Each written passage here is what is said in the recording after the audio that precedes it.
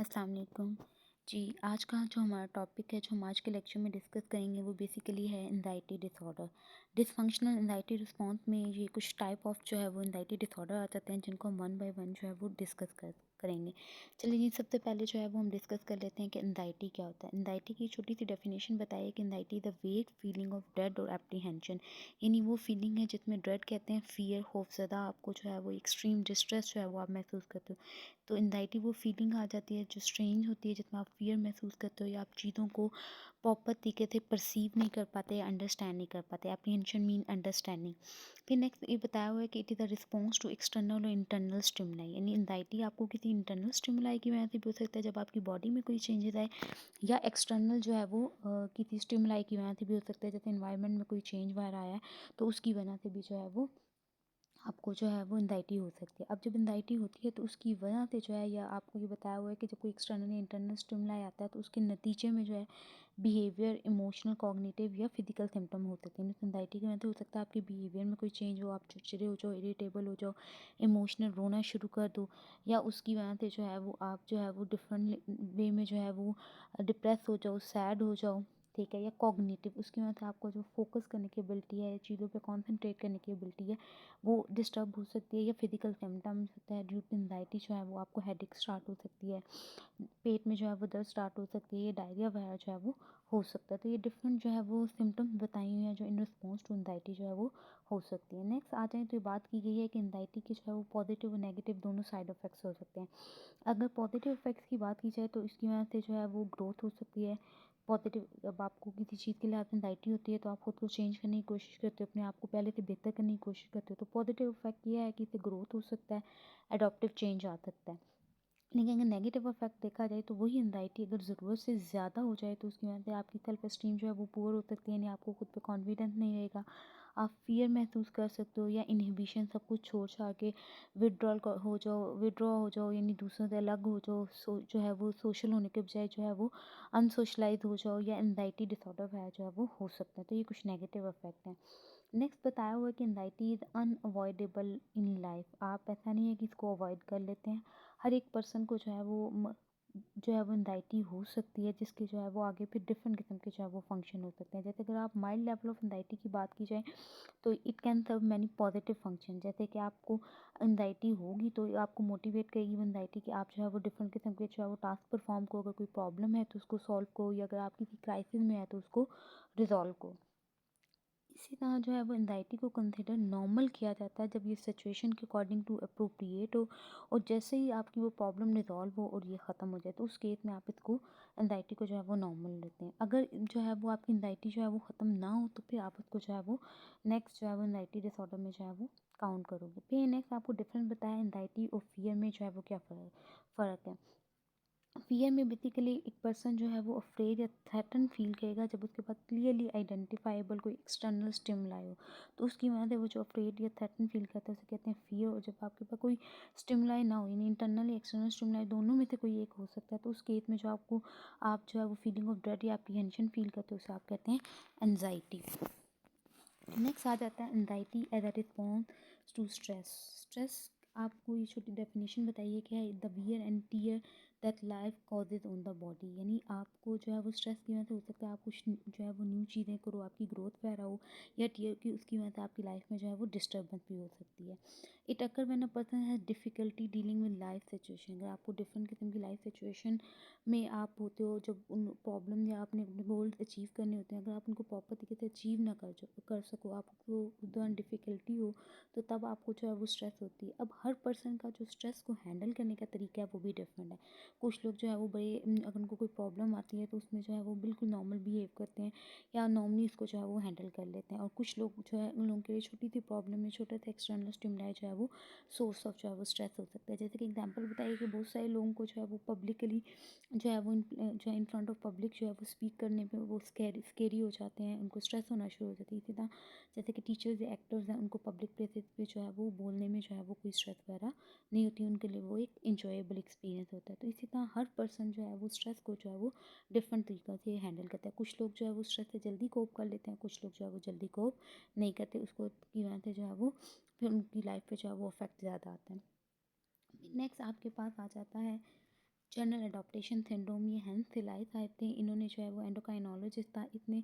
जो है वो एक ये जनरल अडॉप्टेशन सिंड्रोम दिया था। इसने कहा था कि आपकी बॉडी जो है वो स्ट्रेस से कैसे रिस्पॉन्ड करती है। तो वो जो उसने था फिजियोलॉजिकल एस्पेक्ट्स ऑफ स्ट्रेस को आइडेंटिफाई किए थे, उसने उसको नाम दिया था जनरल अडॉप्टेशन सिंड्रोम का। इतने डिफरेंट बेसिकली एनिमल यूज़ किए थे, उसके ऊपर जो है वो डिफरेंट किस्म के जो एक्सपेरिमेंट किए थे, और फिर उसने देखा कि किस तरीके से जो है वो डिफरेंट किस्म की जो है वो चेंजेस आती हैं फिजिकल रिस्पॉन्सेज जो है वो, उसको जो है उसने असेस किया था कि पेन, हीट, टॉक्सिन या रीस्ट्रेन के लिहाज से जो है वो क्या क्या जो है वो बॉडी में जो है वो फिजिकल चेंजेस आती हैं। इसी तरह उसने साथ साथ इमोशनल रिस्पॉन्स भी देखा था, ताकि जो है वो जो डिफरेंट किस्म के स्ट्रेसर आते हैं उससे जो है वो एक पर्सन की या जो एक एनिमल है उसकी बॉडी पे जो है फिजिकल रिस्पॉन्स क्या आता है और इमोशनल रिस्पॉन्स जो है वो क्या आता है। इसमें जो 3 स्टेजेस बताई थी रिएक्शन टू स्ट्रेस की, हमारी बॉडी जो है वो स्ट्रेस से किस तरीके से रिस्पॉन्स करती है। तो ये 3 स्टेजेस में उसने उस रिस्पॉन्स को बताया। सबसे पहले आता है alarm reaction stage, then resistance stage, और उसके बाद एग्जॉशन जो है वो stage. Alarm resistance reaction stage जैसे नाम ही इंडिकेट करे कि कोई भी इन्वायरमेंटल स्टिमुलाई आएगा, चाहे वो इन्वायरमेंटल है या यानी इंटरनल है या एक्सटर्नल है, तो उसके नतीजे में आपकी बॉडी एकदम अलर्ट हो जाएगी, एक्टिवेट हो जाएगी। स्ट्रेस स्टिमुलेट करेगी आपकी बॉडी को, जिसमें जो है वो प्रॉपर तरीके से मैसेज आएगा थ्रू सेंसरी न्यूरॉन हाइपोथैलेमस तक, हाइपोथैलेमस से आगे फिर ग्लैंड एंड ऑर्गन तक मैसेज आएगा। वहाँ से ग्लैंड्स हार्मोनल सेक्रीशन होंगी, एड्रीनलिन, नॉन एड्रीनलिन की, और ऑर्गन में जो है वो लिवर को जाके स्टिमुलेट कर देगा, जिसकी वजह से जो है वो रिकन्वर्ट होगी, ग्लाइकोजन जो है वो उसके स्टोर जो है वो रिकन्वर्ट होंगे वापस ग्लूकोज में, ताकि बॉडी जो है वो प्रॉपर तरीके से एनर्जी को यूटिलाइज कर सके और उस स्ट्रेस से जो है वो फाइट कर सके। तो पहली स्टेज में क्या होता है, आपकी बॉडी अलर्ट हो जाती है और ख़ुद को प्रिपेयर करती है कि किस तरीके से उसने अपनी डिफेंसिव नीड्स जो है वो या ख़ुद को डिफेंड करना है। रेजिस्टेंस स्टेज में जितने भी रिसोर्सेज होते हैं बॉडी वो यूज़ करती है, मोबिलाइज करती है रिसोर्सेज को, अपने जो भी प्रॉब्लम होती है, जो भी स्ट्रेस होती है, या बॉडी जिस भी क्राइसिस में गई होती है उसको से जो है वो निकलने की कोशिश जो है वो एक पर्सन करता है इस स्टेज में। खुद को जो है उस स्ट्रेस से अडॉप्ट करने की जो है वो कोशिश करता है। इस स्टेज में जो है जितने में आपका डाइजेस्टिव सिस्टम है वो स्लो हो जाता है, ताकि जो वाइटल ऑर्गन है वहाँ पे ब्लड जो है वो प्रॉपर तरीके से सप्लाई हो सके। अगर तो पर्सन जो है वो अडॉप्ट कर लेता है स्ट्रेस से, उसकी बॉडी रिलैक्स हो जाती है, हार्मोनल सेक्रीशन या जो ऑर्गन जो है वो स्टिमुलेट हुए थे वो सारे जो है वो आहिस्ता आहिस्ता जो है वो हार्मोनल सेक्रीशन भी डिक्रीज हो जाती है और ऑर्गन की फंक्शनिंग भी जो है वो आहिस्ता आहिस्ता डिक्रीज होती है। लेकिन अगर बॉडी उससे जो है वो रेजिस्ट ना करे तो फिर उसको वो आ जाती है लास्ट स्टेज, एग्जॉशन स्टेज, जिसमें अडॉप्टेशन फेल हो जाती है और बॉडी की जो नॉर्मल फंक्शनिंग है वो भी क्या हो जाती है, डिक्रीज हो जाती है। बॉडी एग्जॉस्ट हो जाती है और पर्सन फिर जो है वो उस एंजाइटी से नेगेटिवली रिस्पॉन्स करता है, क्योंकि अब बॉडी के जितने भी स्टोर थे वो सारे डिप्लीटेड हो गए हैं, या जो उसके इमोशनल पर्सन की जो इमोशनल कॉम्पोनेंट थे वो रिजॉल्व नहीं हुए होते, जिसकी वजह से जो है वो फिर फर्दर जो है वो प्रॉब्लम हो सकती है या कंटिन्यू जो है वो अरोचल हो सकती है फिजियोलॉजिकल रिस्पॉन्स की, या उसकी एंड लेटर जो है वो रिजर्व जो है वो कैपेसिटी हो जाएगी। फिर नेक्स्ट आपके पास आ जाता है ये बताया हुआ है कि हर हम लोग जो है वो कम्युनिकेट कर सकते हैं एंजाइटी दूसरों को, हम वर्बली या नॉन वर्बली जो है वो दूसरों को जो है वो एंजाइटी या स्ट्रेस कम्युनिकेट कर सकते हैं। जैसे आपके सामने अगर कोई ज़ोर से चिल्लाएगा फायर, ठीक है, तो अदर्स अराउंड हिम वो एकदम जो है वो क्या होता है, एंशियस हो जाएंगे, क्योंकि उनके माइंड में जो है वो एक फायर की पिक्चर आ जाएगी, तो वो उसको जो है वो एक समझेंगे कि जैसे अब उनको कोई थ्रेट जो है वो ख़तरा हो सकता है। तो वो बेसिकली जब आपके सामने कोई चलाएगा तो सिर्फ दूसरों को सुन के ही समटाइम जो है वो आपको स्ट्रेस या एनजाइटी हो जाती है, उस चीज़ को इमेजिन करके या एज्यूम करके। इसी तरह जो है वो नॉन वर्बली अगर आप किसी ऐसे पेरेंट्स को देखते हो डिस्ट्रॉट, डिस्ट्रॉट कहते हैं जो एंशियस हो, डिप्रेस हो, सैड हो या उदास पेरेंट हो, अगर वो अपने लॉस्ट चाइल्ड को ढूंढे किसी शॉपिंग मॉल में, तो उनको देख के उन्होंने आपको कहा कुछ नहीं है, सिर्फ उनकी फेशियल एक्सप्रेशन को देख के जो है वो आपको एंजाइटी हो सकती है, क्योंकि आप जब इमेजिन कर लेते हो कि जो है वो पेरेंट्स किस तरीके से जो है वो पैनिक हो जाते हैं, या अगर उनका जो है वो बच्चा लॉस हो जाए तो वो क्या एक्सपीरियंस कर सकते, तो इमेजिन करके ही जो है वो आपको एंजाइटी हो सकती है। फिर नेक्स्ट आपके पास 4 लेवल बताए हुए हैं कि एंजाइटी के इंपॉर्टेंट हैं, यूएचएस के पास पेपर में क्वेश्चन आ सकता है। Mild anxiety, moderate anxiety, fear and panic. Mild में क्या होता है, ये एंजाइटी लोगों को हेल्प करती है, क्योंकि अगर आपने खुद को ग्रो करना है, अपने लिए चेंज लेके आना है पॉजिटिव, उसके लिए माइल्ड एंजाइटी का ज़रूरी है, क्योंकि हम जब तक हमें किसी चीज़ की एंजाइटी ना हो तब तक हम कोई काम जो है वो प्रॉपर तरीके से परफॉर्म नहीं करते। तो माइल्ड लेवल ऑफ एंजाइटी अच्छा होता है, ये आपको मोटिवेट करता है, एक पॉजिटिव चेंज लाने का सबब आपके पास बनता है। जबकि मॉडरेट एंजाइटी की बात करें तो इसमें थोड़ी डिस्टर्ब फीलिंग हो सकती है, लेकिन स्टिल इसमें जो है वो आपको इंक्रीज फोकस होता है on the alarm, learning still possible होती है, कॉन्सेंट्रेट करने में डिफ़िकल्टी होती है इंडिपेंडेंटली, लेकिन आप इजीली जो है वो थोड़ी सी एफर्ट के साथ, या आपको कोई रीडायरेक्ट करे तो आप इजीली कॉन्सेंट्रेट जो है वो कर सकते हो। लेकिन सीवियर एंजाइटी की बात की जाए तो इसमें कॉग्निटिव फंक्शन ग्रेटली डिक्रीज हो जाते हैं। फिजिकल रिस्पॉन्स के लिए जो है वो प्रिपरेशन जो है वो इंक्रीज़ हो जाती है, स्पेस नीड इंक्रीज़ हो जाती है इसमें। पर्सन ज़्यादा जो है वो अनसोशलाइज होने की कोशिश करता है। पैनिक में जो है फाइट एंड फ्लाइट या फ्रीज रिस्पॉन्स हो जाता है, कोई लर्निंग इसमें पॉसिबल नहीं होती। पर्सन की बस कोशिश होती है कि किसी तरह खुद को जो है वो फ्री कर ले उस सिचुएशन से, उस डिस्कम्फर्ट की सिचुएशन से खुद को जो है वो बाहर निकाले, क्योंकि अब उसकी सोचने समझने की सलाहियत जो है वो इस फेज में बिल्कुल जो है वो ख़त्म हो जाती है। ये आगे आपको जो लेवल ऑफ एंजाइटी है इसके फिजियोलॉजिकल एंड साइकोलॉजिकल रिस्पॉन्स बताएं। इंपॉर्टेंट है, आपको पेपर में क्वेश्चन आ सकता है कि जो है वो एंजाइटी के जो है वो माइल्ड या मॉडरेट या सीवियर एंजाइटी के कौन कौन से साइकोलॉजिकल या फिजियोलॉजिकल रिस्पॉन्स हो सकते हैं। अगर माइल्ड की बात करें तो जैसे कि हमने पीछे बात की कि इसमें जो परसेप्चुअल फील्ड है वो वाइड हो जाती है, सेंसेस जो हैं वो शार्प हो जाती हैं, मोटिवेशन इंक्रीज हो जाती है, problem solving affective problem solving इसमें होती है, लर्निंग एबिलिटी इंक्रीज होती है। इसके साथ साथ जो है वो इरिटेबिलिटी वगैरह इसमें हो सकती है। जबकि इसकी अगर फिजियोलॉजिकल रिस्पॉन्स की बात की जाए तो उसमें जो है वो पर्सन रेस्टलेस हो सकता है, फिजिटेटिंग यानी उसकी डिफरेंट लिटिल मूवमेंट्स हो सकती हैं, जीआई बटरफ्लाई यानी पेट में जो है वो उसको थोड़े जो है वो एब्डोमिनल क्रैम्प वगैरह हो सकते हैं, स्लीपिंग में डिफ़िकल्टी हो सकती है, या नॉइस से जो उसकी सेंसिटिविटी है वो इंक्रीज़ हो सकती है। मॉडरेट की बात की जाए तो इसमें परसेप्चुअल फील्ड जो है वो बिल्कुल नैरो हो जाती है, फील नैरो होती है टू इमीडिएट टास्क, यानी माइल्ड की निस्बत जो है इसमें परसेप्चुअल फील थोड़ी जो है वो पे डिक्रीज हो जाती है। सिलेक्टिवली अटेंटिव होता है, आप सिलेक्टिव चीज़ों को सुनते हो ताकि अपने आप को उस प्रॉब्लम से बाहर निकाल सकते हो। कैनॉट जो है वो कनेक्ट थॉट्स हो इवन को इंडिपेंडेंटली, आपको किसी की जो है वो हेल्प चाहिए होती है। इंक्रीज यूज़ ऑफ ऑटोमेटिज्म कहते हैं कि जिसमें जो है वो आप कुछ ऐसी मूवमेंट जैसे हाथ बालों को पकड़ के उंगली से रोल करना शुरू कर देना, या पाँव से जो है वो टैप करना शुरू कर देना, फिंगर से या बॉल पेन को टिप जो है वो करना शुरू कर देना, ओपन क्लोज करना शुरू कर देना। ये सारी आ जाते हैं यूज़ ऑफ ऑटोमेटिज्म, यानी इनवॉलंटरी आप डिफरेंट किस्म की मूवमेंट्स को जो है वो इसमें परफॉर्म करते हैं। अगर इनके फिजियोलॉजिकल रिस्पॉन्स की बात की जाए मॉडरेट में तो इसमें मसल टेंशन पेशेंट को हो सकती है, डायाफुरेसिस जिसमें जो है वो एक्सेसिव स्वेटिंग हो सकती है, इनकी जो पल्स है वो पाउंडिंग हो सकती है। Physio moderate level of anxiety में हेडेक हो सकती है पर्सन को, ड्राई माउथ हो सकता है, की पिच जो है वो हाई हो सकती है, स्पीच रेट जो है वो फास्टर हो सकता है, जीआई अपसेट हो सकता है, या फ्रीक्वेंट जो है वो यूरिनेशन हो सकती है। स्वीयर की बात की जाए तो इसमें परसेप्चुअल फील्ड जो है वो रिड्यूस टू वन डिटेल नहीं, या स्कैटर्ड डिटेल पे जो है उसकी परसेप्चुअल फील्ड होती है उसको जो है वो मॉडरेट में तो हमने कहा था कि नैरो हो जाएगी, लेकिन इसमें जो है वो बिल्कुल रिड्यूस हो जाती है किसी एक डिटेल पे, या स्कैटर्ड हो जाती है। कभी इसके दिमाग में कुछ चल रहा होता है, कभी कुछ चल रहा होता है, अपने टास्क को इसमें कंप्लीट नहीं कर पाता, अपनी प्रॉब्लम को सॉल्व नहीं कर पाता, या प्रॉपर तरीके से लर्न नहीं कर पाता चीज़ों को सीवियर एंजाइटी में। उसका बिहेवियर होता है जियर टूवर्ड एंजाइटी रिलीफ के, किसी तरह उसकी वो एंजाइटी कम हो जाए, ठीक है।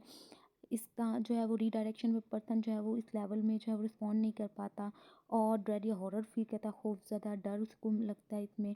क्राई करता है इसमें, रिचुअल्स बिहेवियर यानी जो है वो कभी जो है वो नमाज़ें पढ़ना शुरू कर देगा, कभी कुछ करना शुरू कर देगा कि जिससे उसको जो है वो रिलीफ मिल जाए, उसकी एंजाइटी जो है वो कम हो जाए। सीवियर जो है वो हेडेक, इसमें अगर हम फिजियोलॉजिकल रिस्पॉन्स की बात की जाए तो इसमें सीवियर हेडेक पेशेंट को हो सकती है, पर्सन को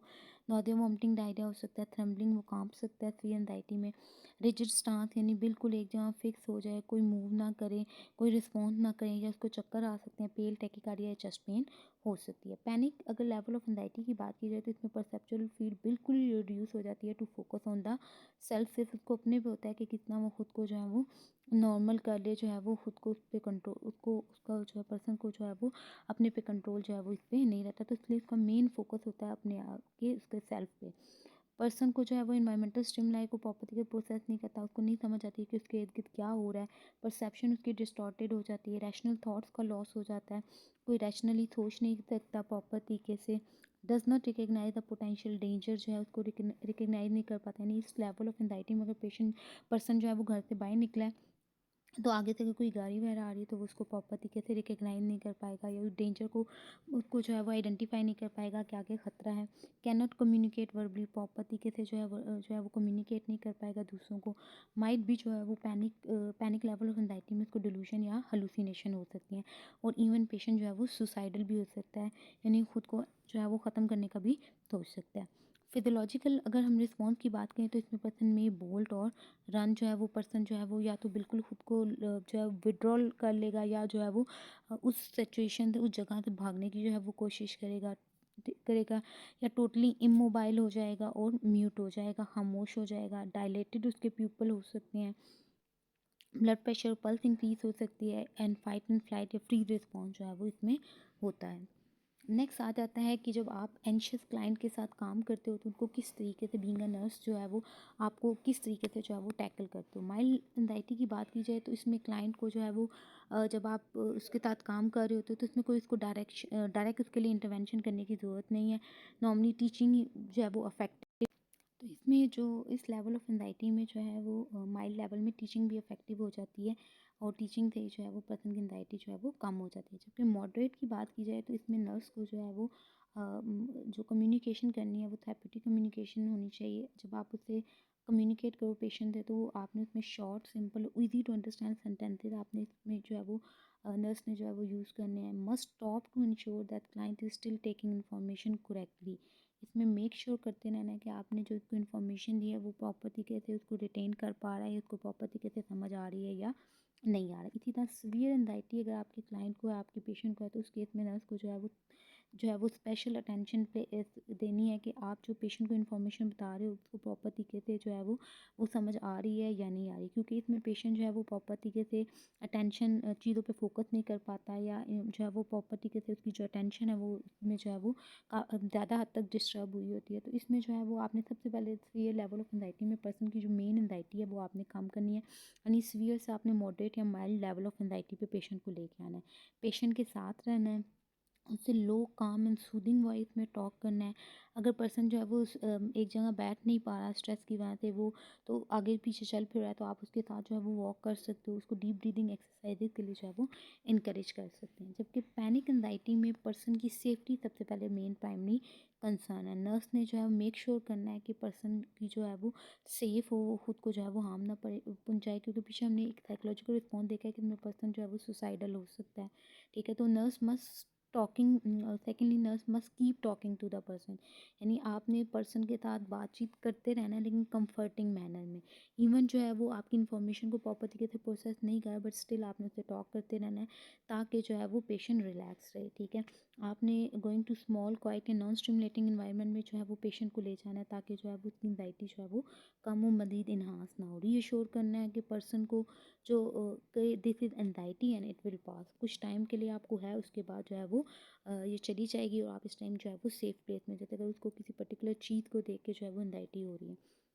इसके साथ nurse should remain with the client until the panic, अगर उसको वो एंजाइटी पैनिक अटैक की वजह से है तो उस केस में जो है वो, जैसे कि पैनिक एंजाइटी में patient person sorry panic level of anxiety में जो है वो पर्सन पैनिक हो जाता है, तो उस केस में जो है वो जब तक वो पैनिक अटैक उसका रिसीड नहीं होता, एंड नहीं हो जाता, तब तक जो है वो नर्स ने जो है वो पेशेंट के साथ रहना है। पैनिक लेवल ऑफ एंजाइटी जो है वो अगर हम बात करें तो ये नॉट इंडेफिनेट होती है, लेकिन यानी आपको पता नहीं होता कि पर्सन की कब ख़त्म होगी, लेकिन नॉर्मली जो पैनिक अटैक होता है वो 5 से 13 मिनट का होता है, तो इतनी देर के लिए आपने पेशेंट के साथ रहना है।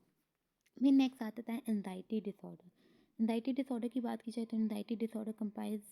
करता है group of condition that share अ की फीचर ऑफ एक्सेसिव एंजाइटी, यानी इसके अंदर पर्सन को एक्सेसिव एंजाइटी होगी, उसके साथ साथ वो एंजाइटी की वजह से पर्सन जो है वो behavioural, emotional, cognitive, physiological response जो है वो शो करेगा। बिहेवियर के, उसके बिहेवियर में कोई चेंज आएगा, इरिटेबल हो सकता है, वो हो सकता है एंगरनेस शो कर सकता है, एग्रेसिव हो सकता है, इमोशनल में जो है वो क्राई करना शुरू कर सकता है, मैनिक या सैड हो सकता है, कॉग्निटिव में उसकी कॉग्निशन डिस्टर्ब हो सकती है, थॉट प्रोसेस जो है वो डिस्टर्ब हो सकता है, फिजियोलॉजिकल रिस्पॉन्स में उसकी बॉडी के अंदर जो है वो डिफरेंट किस्म की चेंजेस जो है वो टेक प्लेस हो सकती हैं। नेक्स्ट ये बताया हुआ है कि जो क्लाइंट सफ़र करते हैं एंजाइटी डिसऑर्डर से वो नॉर्मली डिमॉन्स्ट्रेट करते हैं unusual behaviour such as panic without reason, यानी कोई रीज़न नहीं होती लेकिन बैठे बैठे एकदम जो है वो पैनिक हो जाएंगे, जिसमें उनकी हार्ट बीट जो है वो इंक्रीज़ हो जाएगी,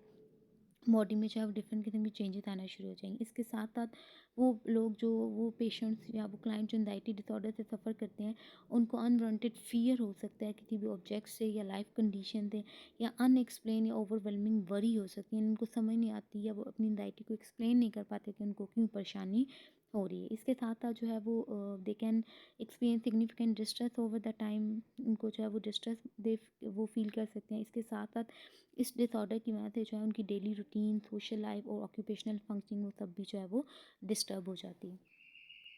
नेक्स्ट आ जाता है कि बताया हो कि एंजाइटी डिसऑर्डर को आप डायग्नोज कम करते हैं। हम एंजाइटी डिसऑर्डर को डायग्नोज तब करते हैं जब जो एंजाइटी आपकी माइल्ड मॉडरेट से सीवियर लेवल तक पहुंचे, क्योंकि हमने कहा माइल्ड में तो वो एक पर्सन को मोटिवेट करेगी, ठीक है, लेकिन जो है वो जब anxiety no longer function as a signal of danger, यानी अब आपको वो सिग्नल नहीं दे रही कि जो है वो डेंजर आ सकता है, बट एक्चुअल में डेंजर आ जाता है, आपकी बॉडी में जो है वो चेंजेस आना शुरू हो जाती हैं, आप पैनिक अटैक आपको हो जाता है, तो तब आप उसको जो है वो, या उसकी वजह से जो है वो आप कॉन्टीन्यूसली डिस्ट्रेस में रहना शुरू हो जाते हो, तो तब आप उसको जो है वो एंजाइटी डिसऑर्डर डायग्नोज होगी, या वो एंजाइटी जो है वो एक सोर्स ऑफ मोटिवेशन ना हो आपके लिए, ठीक है, क्रोनिक हो जाए और आपका जो मेजर पोर्शन ऑफ लाइफ है उसको जो है वो डिस्टर्ब करना शुरू कर दें, आपका मेल अडॉप्टिव बिहेवियर हो जाए या इमोशनल डिसेबिलिटी हो जाए, तो तब एंजाइटी डिसऑर्डर को डायग्नोज करते हैं आप।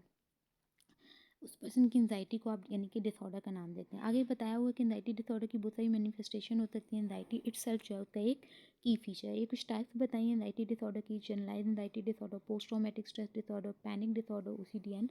फोबिया। अब जो करंट है DSM-5, उसने जो है वो एंजाइटी डिसऑर्डर के अंदर उसको फोबिया और पैनिक डिसऑर्डर को डिस्कस किया, जबकि ओसीडी को उसने जो है वो आगे नेक्स्ट जो है वो सेपरेट जो है वो उसको जो है वो उसको एक्सप्लेन किया है, और जबकि इसको पोस्ट ट्रॉमेटिक स्ट्रेस डिसऑर्डर को जो है वो ट्रॉमेटिक जो है वो स्ट्रेस रिलेटेड डिसऑर्डर में जो है वो उसको क्लासीफाई किया। लेकिन ये हैं सारे एंजाइटी डिसऑर्डर की जिसमें जो है वो पर्सन को एंजाइटी होती है, लेकिन DSM-5 ने एंजाइटी डिसऑर्डर में जो है वो अब उसको फोबिया एंड पैनिक डिसऑर्डर को सिर्फ जो है वो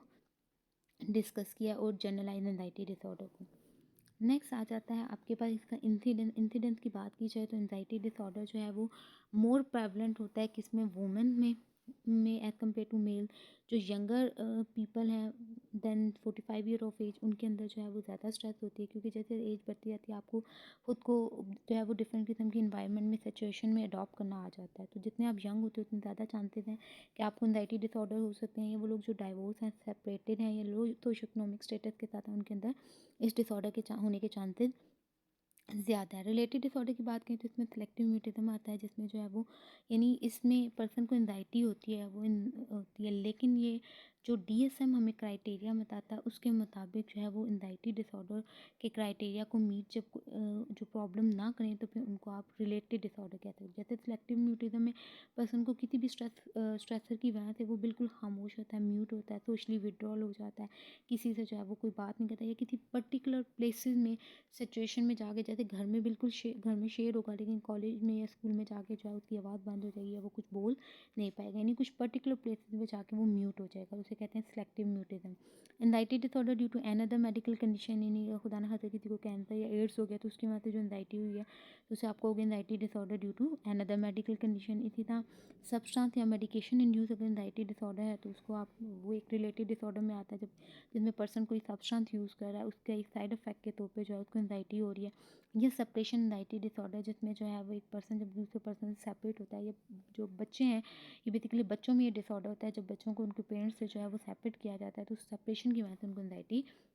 डिसऑर्डर हो सकता है। नेक्स्ट इसकी एटियोलॉजी बताइए। एटियोलॉजी की अगर हम बात करें तो इसमें जो है वो डिफरेंट थ्योरीज हैं जिन्होंने अपना अपना व्यू बताया कि एंजाइटी जो है वो क्यों होती है। बायोलॉजिकल अगर थ्योरीज की बात की जाए तो इसमें जेनेटिक थ्योरी आ जाती हैं, एंड न्यूरो जो है वो केमिकल थ्योरीज आ जाती हैं, जबकि साइकोडायनेमिक थ्योरीज की बात करें तो इसमें इंट्रासाइकिक साइको एनालिटिकल थ्योरीज आ जाती हैं, इंटर जो है वो पर्सनल थ्योरी आती है, एंड बिहेवियरल थ्योरी आ जाती है।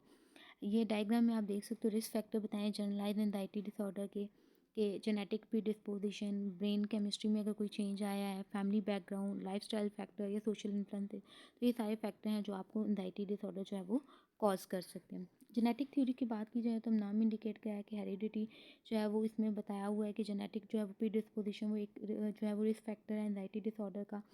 जो रिसर्च है में की गई उनमें देखा गया कि जो panic disorder, social and specific phobias हैं, जैसे कि स्पेसिफिकली गोराफोबिया, उनके अंदर जो है वो मॉडरेट हेरिटेबिलिटी होती है, जबकि जो GAD है, generalize anxiety disorder and OCD, ये ज़्यादा कॉमन होते हैं फैमिलीज़ में, और इनमें जो है वो स्ट्रॉन्ग जो है वो जेनेटिक कंपोनेंट, यानी अगर किसी एक पर्सन को फैमिली में है तो नेक्स्ट फैमिली में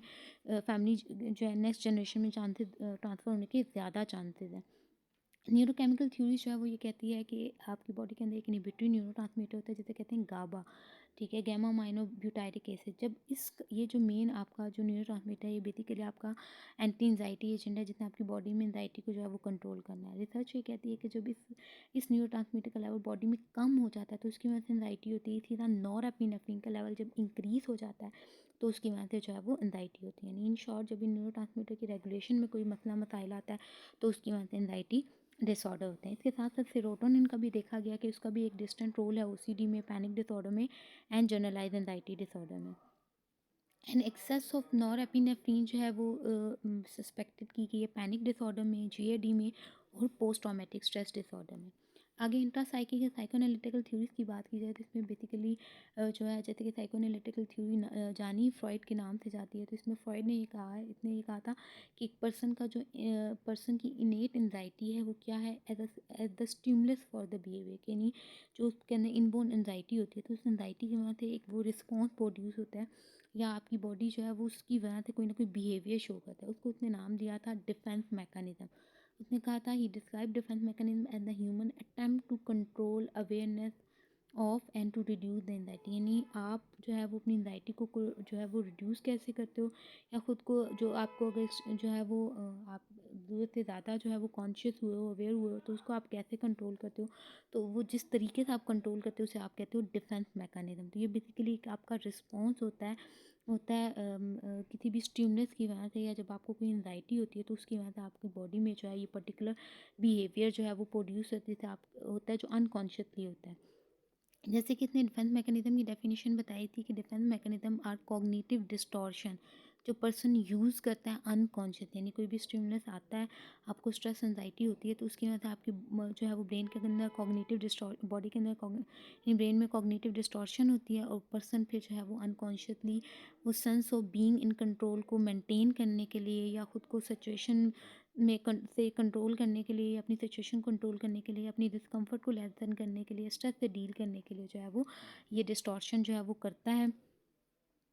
जिसको जो है उसने डिफेंस मैकेनिज्म का नाम दिया था। फिर यहाँ पे साइकोएनालिटिकल थ्योरी में बात की गई थी कि अगर आप कॉन्टीन्यूसली एक या दो डिफेंस मैकेनिज्म पे स्टे करते हो, उस पर डिपेंड रहते हो, तो उसकी वजह से भी जो है वो आपको जो है वो आपकी इमोशनल ग्रोथ जो है वो इनहिबिट हो जाती है, पूरा प्रॉब्लम सॉल्विंग स्किल हो जाती है, और आपकी जो रिलेशनशिप को मेंटेन करने की या न्यू रिलेशनशिप बनाने में आपको डिफ़िकल्टी हो सकती है। तो इन शॉर्ट जो है वो इंट्रासाइकिक साइकोएनालिटिकल थ्योरी में फ्रॉइड ने कहा था कि जो आपकी इनेट एंजाइटी है उसको उसने कहा था कि वो एक स्टिमुलस है, कि उसकी वजह से कोई ना कोई बिहेवियर प्रोड्यूस होगा। ठीक है, वो बिहेवियर क्यों प्रोड्यूस होगा, डिफेंस मैकेनिज्म की वजह से। और उसमें उसने ये कहा था कि अगर आप एक से ज़्यादा जो है वो एक जो है ये दो से ज़्यादा डिफेंस मैकेनिज्म पे स्टे करते रहते हो, उस पर डिपेंड करते रहते हो, तो उसकी वजह से आपको एनजाइटी हो सकती है।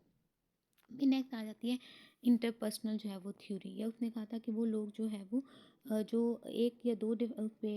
डिफेंस मैकेनिज्म पे स्टे करते हैं, वो इतने अच्छे तरीके से प्रॉब्लम को रिजॉल्व नहीं कर सकते। फिर आता है इंटरपर्सनल थ्योरी। इसमें जो है वो हैरी स्टैक सुलेमान साहिब ने जो है वो के नाम से ये थ्योरी जानी जाती है। इसने कहा था कि एंजाइटी तब होगी जब आपके लोगों के साथ जो ताल्लुकात हैं, आपकी इंटरपर्सनल रिलेशनशिप है, जब उसमें कोई प्रॉब्लम आएगा, वो डिस्टर्ब होगा, तो उसकी वजह से आपको एंजाइटी होगी। या नेक्स्ट इसमें जो है वो बताया गया है कि जो केयर गिवर है वो कम्युनिकेट कर सकते हैं एंजाइटी इन्फेंट्स को या चिल्ड्रन को। जैसे कि जो है वो अगर वो खुद एंशियस हैं तो प्रॉपर तरीके से बच्चों की टेक केयर नहीं करेंगे, एजिटेशन या इरिटेबिलिटी शो करेंगे जब उनको होल्ड किया हुआ है, या जब बच्चों को हैंडल करेंगे, या बच्चों को डिस्टॉर्टेड मैसेज के थ्रू, यानी उनको कम्युनिकेट कर रहे हैं वो जो है वो हार्श वे में उनसे कम्युनिकेट कर सकते हैं। इसी तरह एडल्ट जो है वो उसमें एंजाइटी अराइज होती है जब उनको जो किसी पर्टिकुलर सोशल नॉर्म से कंफॉर्म होना पड़े, या उन नॉर्म्स को फॉलो करना पड़े, या वैल्यूज़ ऑफ हिज और हर कल्चरल ग्रुप जो उनको पसंद ना हो बट उनको फॉलो करना पड़े, तो उन केस में जो है वो एडल्ट को जो है वो एंजाइटी हो सकती है। फिर नेक्स्ट इसमें यहाँ बताया गया है कि जितनी ज़्यादा higher the level of anxiety, उतनी ज़्यादा उसकी जो कम्युनिकेट करने की पर्सन की एबिलिटी है वो भी कम हो जाएगी, या प्रॉब्लम को जो सॉल्व करने की एबिलिटी है वो डिक्रीज हो जाएगी, और एंजाइटी डिसऑर्डर के चांसेस जो हैं वो उतने ज़्यादा इंक्रीज हो जाएंगे। बिहेवियरल थ्योरी वालों का ये कहना था कि उसने एंजाइटी को व्यू किया था as being learn through experience, कि हम अपने एक्सपीरियंस से सीखते हैं कि हमने परेशान होना है या नहीं होना। ठीक है, इसने कहा था कि अब अगर आपने लर्न किया है कि एक सिचुएशन वो, या आपको अगर एक प्रॉब्लम है तो उसमें आपने पहले परेशान होना है, बाद में उसका सोल्यूशन ढूंढना है, तो उसमें कहा था होना है, तो उस केस में जो है वो उस पर्टिकुलर बिहेवियर को जब आप अनलर्न करोगे या उसको चेंज करोगे, तो उससे आपकी एंजाइटी जो है वो कम हो जाएगी। तो यहाँ ये बताया हुआ है कि पीपल कैन चेंज और unlearn the behaviour through new experience. वो न्यू एक्सपीरियंस करेंगे तो यूँ उनका बिहेवियर चेंज हो जाएगा। तो ये पीपल बिलीव, जो बिहेवियरिस्ट थे वो बिलीव करते थे कि पीपल अपने मैल अडॉप्टिव बिहेवियर को अगर मॉडिफाई कर दें तो उसको उसकी वजह से जो है वो उनकी एंजाइटी कम हो सकती है without gaining insight into their के कॉजेज। यानी ये ना देखें कि उसकी कॉज क्या, सिंपल जो उसके जो मैल अडॉप्टिव बिहेवियर अगर उन्हीं को मॉडिफाई कर लें तो उससे भी उनकी एंजाइटी जो है वो कम हो सकती है। नेक्स्ट आता है सिम्टम्स एंजाइटी डिसऑर्डर की बताएंगे, जैसे panic, fear, uneasiness, not being able to stay calm and still, sleep problem, cold sweaty numb या टिंगलिंग हैंड्स और फीट्स जो है वो हाथ जो है वो टिंगलिंग सी सेंसेशन हो सकती हैं, सुन हो सकते हैं, शॉर्टनेस ऑफ ब्रेथ, हाथ पर palpitation, dry mouth, nausea, tense muscle dizziness. तो ये सारी सिम्टम हैं किसकी, एंजाइटी डिसऑर्डर की। जैसे कि आप ये डायग्राम में भी जो है वो देख सकते हो, आपको दिखाया है शॉर्टनेस ऑफ ब्रेथ दिखाया हुआ है, रेस्टलेसनेस दिखाया हुआ है, यहाँ पे फीलिंग ऑफ ऑन एज या इरिटेबल,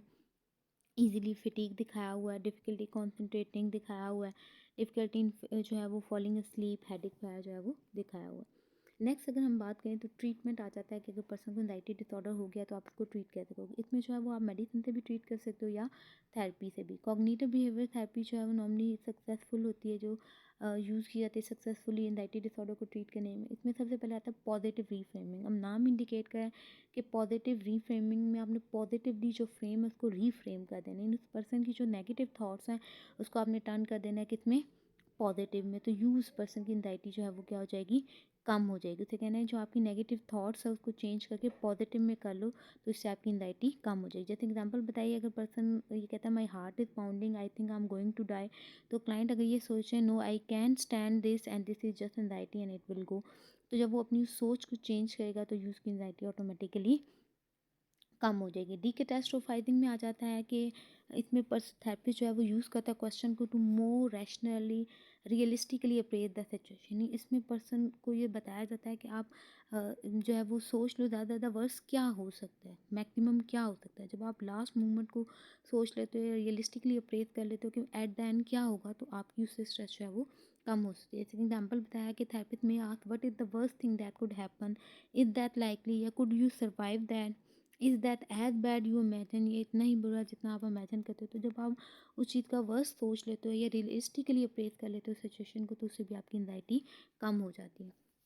फिर next thought stopping and distraction technique आ जाती हैं टू जोल्ट हिम और हर सेल्फ फ्रॉम जो है वो फोकसिंग ऑन नेगेटिव थॉट्स। तो इसमें बेसिकली पर्सन को कहा जाता है कि आप अपनी थॉट्स, जब आपको नेगेटिव थॉट्स आए तो उनको स्टॉप करो। इस केस में आप ठंडे पानी से मुंह धो सकते हो, कोई अगर रबर बैंड जो है वो रिस्ट पे पहना हुआ है तो उसको आप स्नैप कर सकते हो, ठीक है, या आप शाउट कर सकते हो। तो ये सारी टेक्निक आप यूज़ करके अपनी वो जो नेगेटिव थॉट्स का साइकिल है उसको ब्रेक कर सकते हैं। लास्ट में आ जाता है असर्टिव ट्रेनिंग। असर्टिव ट्रेनिंग जो है वो बेसिकली हेल्प करती है पर्सन को कि वो जो है वो टेक करे more control over the life situation. इसमें जो है वो बेसिकली पर्सन को सिखाया जाता है कि किस तरीके से जो है वो इंटरपर्सनल सिचुएशन में वो निगोशिएट कर सकता है, या उसकी सेल्फ एश्योरेंस को इसमें फोस्टर किया जाता है। उसको बताया जाता है कि किस तरीके से एक ऑनेस्ट या डायरेक्ट वे में दूसरों को ना कह सकते हैं। असर्टिव ट्रेनिंग में बेसिकली पेशेंट को या पर्सन को या क्लाइंट को सिखाया जाता है कि किस तरीके से आई स्टेटमेंट यूज़ करके अपनी फीलिंग को जो है वो आइडेंटिफाई करना, स्टेटमेंट यूज़ करके अपनी फीलिंग को आइडेंटिफाई करना है और दूसरों को कम्युनिकेट करना है वो फीलिंग या उसकी जो नीड्स हैं। जैसे एग्जांपल बताई है कि I feel angry when U turn your back while I'm talking, I want to have 5 minutes of your time for an uninterrupted जो है वो कन्वर्सेशन। तो इसमें डायरेक्ट वे में जो है वो आई स्टेटमेंट यूज़ करके जो अपना मैसेज कम्युनिकेट कर दिया। या I would like to have about 30 minutes in the evening to relax without interruption. तो ये कुछ एग्जांपल बताइए कि जिस तरीके से जो है वो आप या जो स्टेटमेंट यूज़ करके आप जो है वो कम्युनिकेट करते हो असर्टिवली। नेक्स्ट आप जाता है मेंटल हेल्थ प्रमोशन। बहुत सारे लोग ऐसे हैं जिसमें anxiety is a warning that they are not dealing with the stress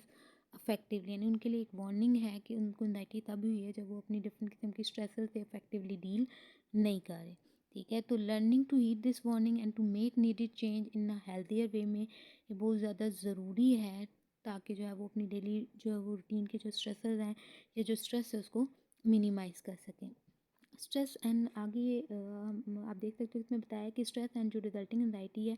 वो not associated exclusively with life problem, यानी ज़रूरी नहीं कि आपको कोई प्रॉब्लम है तो तब भी एंजाइटी हो। एंजाइटी बहुत सारे ऐसे इवेंट्स की वजह से भी हो सकते हैं जो पॉजिटिव इवेंट्स हैं, आपको उसकी वजह से भी एंजाइटी हो सकती है, जस्ट बिकॉज ऑफ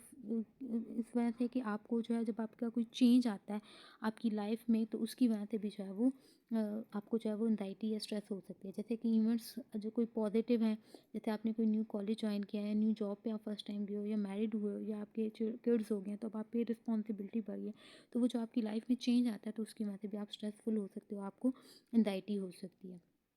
आप एंजाइटी को कैसे मैनेज करते हो, स्ट्रेस को कैसे मैनेज करते हो, उसके इफेक्ट को, ये इंपॉर्टेंट है बीइंग हेल्दी। हेल्दी रहने के लिए ये कुछ टिप्स बताएंगे किस तरीके से आप मैनेज कर सकते हो। इसमें सबसे पहले आपका एटीट्यूड पॉजिटिव होना चाहिए, आपको खुद पे यकीन होना चाहिए, आपने जो है वो होप रखनी है कि हाँ एवरीथिंग विल बी फाइन सून। आपने एक्सेप्ट करना है कि कुछ ऐसे इवेंट्स हैं जिनको आप चेंज नहीं कर सकते या जिनको आप कंट्रोल नहीं कर सकते, तो बजाय उनको कंट्रोल करने के उनको चेंज करके करने की कोशिश में आप खुद को स्ट्रेस करो, आप जो है एक्सेप्ट कर लेते हो कि आप उनको चेंज नहीं कर सकते, आप उनको कंट्रोल नहीं कर सकते। सेकेंडली, बहुत सही सिचुएशन में लोगों को एंजाइटी इसलिए होती है जब वो दूसरों को अपना मैसेज प्रॉपर तरीके से कम्युनिकेट नहीं कर पाते या दूसरों को नो नहीं कर पाते, तो उस केस में उनको असर्टिवली कम्युनिकेट करना सिखाया जाता है कि किस तरीके से वो अपनी फीलिंग्स को एक्सप्रेस कर सकते हैं दूसरों को प्रॉपर तरीके से कम्युनिकेट करके, या किस तरीके से अपनी फीलिंग को एक्सप्रेस कर सकते हैं लाफ करके, क्राइंग करके। लर्न टू रिलैक्स, आपको रिलैक्स खुद को करना आना चाहिए कि आप खुद को कैसे रिलैक्स को, इसमें आप खुद डिफरेंट किस्म के तरीके यूज़ कर सकते हो कि किस तरीके से आप रिलैक्स होते हो। इधर जो है माइंड डाइवर्शन करके आप रिलैक्स होते हो, कोई मूवी देख के रिलैक्स होते हो, कुछ जो है वो वॉक करके रिलैक्स होते हो, या किसी से कम्युनिकेट करके आप रिलैक्स होते हो, या कैसे एक्सरसाइज, रेगुलर एक्सरसाइज कर जो है वो एक इफेक्टिव है जिससे आप अपनी स्ट्रेस को कम कर सकते हो। वेल बैलेंस आपकी मील होनी चाहिए, क्योंकि अगर आप जो है ज़्यादा अनहेल्दी मील लेते हो, फैटी फूड ज़्यादा लेते हो, तो वो भी जो है वो आपके लिए सोर्स ऑफ स्ट्रेस जो है वो हो सकती है। Limited intake of caffeine and alcohol, उसका आपने यूज़ कम करना है, क्योंकि उससे अदरवाइज आप उस पर डिपेंडेंट हो जाओगे, और जब आप उसको यूज़ नहीं करोगे तो उसकी वजह से आपको स्ट्रेस या एंजाइटी हो सकती है। प्रॉपर रेस्ट एंड स्लीप आपने लेना है, आपके गोल रियलिस्टिक होने चाहिए, क्योंकि जब आपके गोल अनरियलिस्टिक होंगे तो उसकी वजह से भी आपको जो है एंजाइटी हो सकती है, स्ट्रेस हो सकती है, या आप जब दूसरों से ज़रूरत से ज़्यादा एक्सपेक्ट कर लो तो उस केस में भी आपको स्ट्रेस या एंजाइटी होनी चाहिए। तो आपकी रियलिस्टिक एक्सपेक्टेशन होनी चाहिए, खुद को किसी ना किसी यूज़फुल एक्टिविटी में आपने जो है वो इंगेज रखना है, जो दैट इज़ जो है वो पर्सनली मीनिंगफुल हो, तो उससे भी आपकी स्ट्रेस या एंजाइटी जो है वो कम होगी। स्ट्रेस मैनेजमेंट टेक्निक सीखनी है, जैसे relaxation technique, deep breathing exercises जो है वो आपको पता होगा किस तरीके से परफॉर्म करते हैं। गाइडेड इमेजिनिंग, आप कुछ अच्छा अच्छा सोच के भी जो है वो अपनी स्ट्रेस को मिनिमाइज कर सकते हो। मेडिटेशन, मेडिटेशन में जो है ये बेसिकली इसमें योगा वगैरह आ जाता है कि जो है वो डिफरेंट जो है वो पोजीशनिंग करके उससे मसल को जो है वो डिफरेंट पोजीशन में पेशेंट को बिठाया जाता है, उसमें डिफरेंट किस्म की जो है वो फिर उसको एक्सरसाइजेज बताया जाता है जिससे उसका बेसिकली माइंड डाइवर्ट होता है। तो ये सारी कुछ प्रैक्टिसेस हैं जो आप अपनी डेली रूटीन में कर सकते हो खुद को जो है वो रिलैक्स रखने के लिए या अपनी स्ट्रेस को जो है वो मैनेज करने के लिए। इसके साथ जो है वो आपका एंजाइटी डिसऑर्डर कंप्लीट होता है। अभी हमने सिर्फ ब्रीफ डिस्क्रिप्शन की है, अभी इसकी वन बाय वन जो आगे नेक्स्ट ईच जो है वो डिसऑर्डर है वो हम इंशाल्लाह नेक्स्ट लेक्चर में करेंगे।